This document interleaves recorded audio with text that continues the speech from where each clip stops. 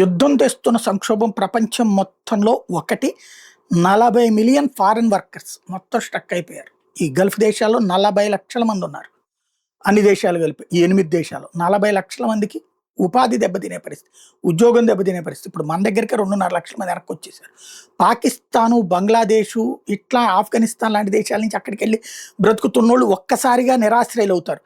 అలాగే ఆ ఆదాయం లేకపోవడం వల్ల అక్కడ ఆర్థిక పరిస్థితి సర్వనాశనం అయ్యేటటువంటి పరిస్థితి ఉంది. పాకిస్తాన్కి ఇప్పటికే బోలెడంత అప్పు ఉంది. ఆ వడ్డీలు కట్టలేని పరిస్థితి మరింత ముదిరేటటువంటి పరిస్థితి ఉంటుంది.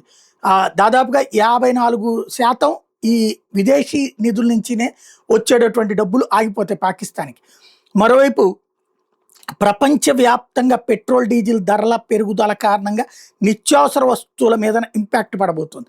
దాంతో ప్రపంచమంతా ధరల పెరుగుదల జరిగితే దాన్ని తట్టుకోగలిగినటువంటి ఆదాయ వనరు ప్రజల దగ్గర లేకపోతే ఆర్థిక సంక్షోభం పెను విపత్తు కింద మారే పరిస్థితి ఉంది.